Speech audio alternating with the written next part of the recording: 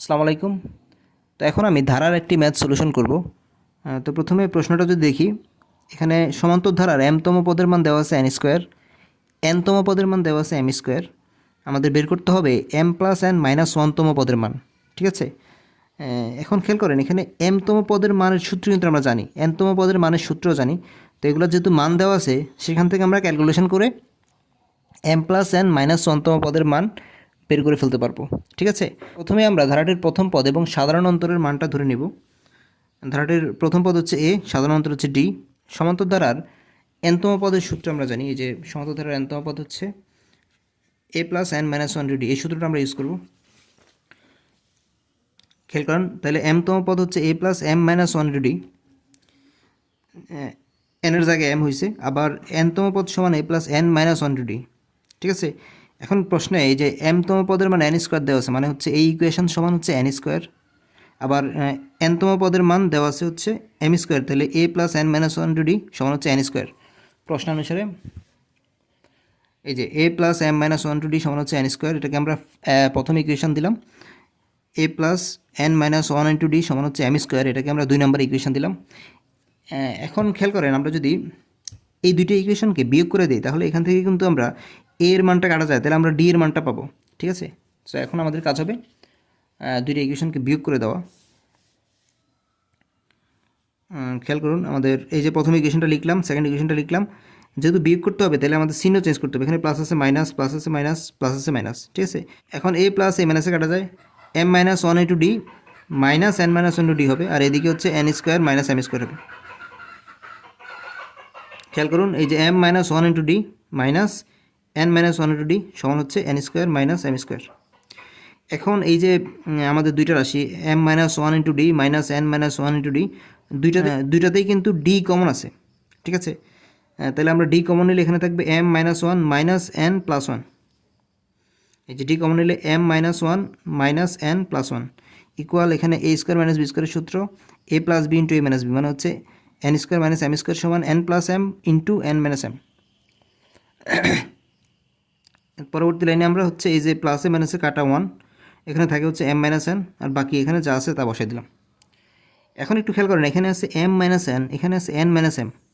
তাহলে আমরা এটাকে কাটাকাটি করার জন্য আমরা এটাকে মাইনাস গুণ দিয়ে, মানে এন মাইনাস এমের এটার সাথে এই রাশিটাতে মাইনাস নিয়ে আমরা এটাকে চেঞ্জ করে ফেলতে পারি, এম মাইনাস এন লিখতে পারি। তো পরবর্তীতে আমরা সেটাই করব।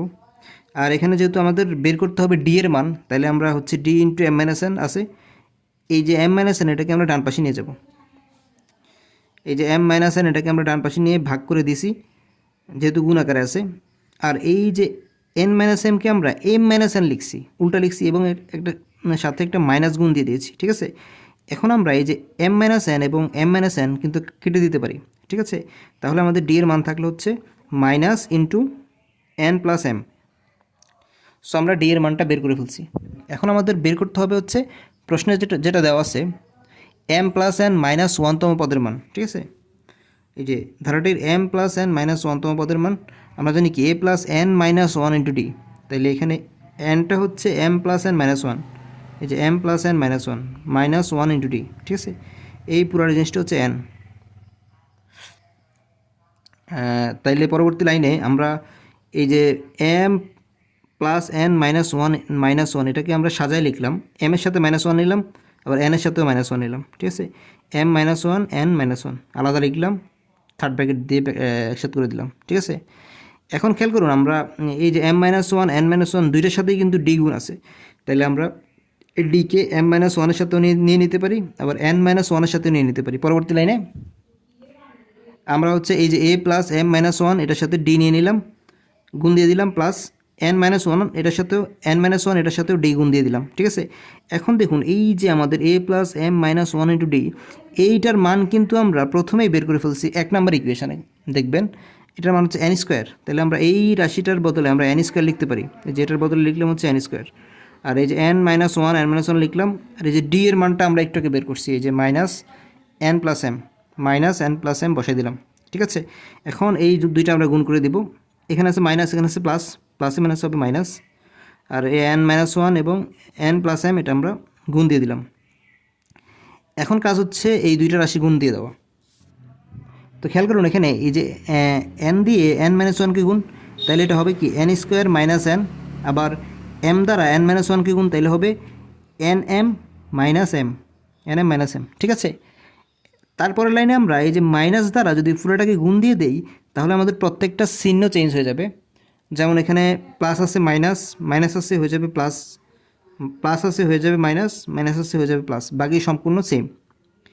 তারপরে প্লাসে মাইনাসে কাটা N square minus N square. ঠিক আছে, তাহলে এখানে থাকলে হচ্ছে N minus M N plus M, এটাকে আমরা জাস্ট সাজায় লিখলাম M minus M N plus N. এটাই হচ্ছে আমাদের সলিউশন।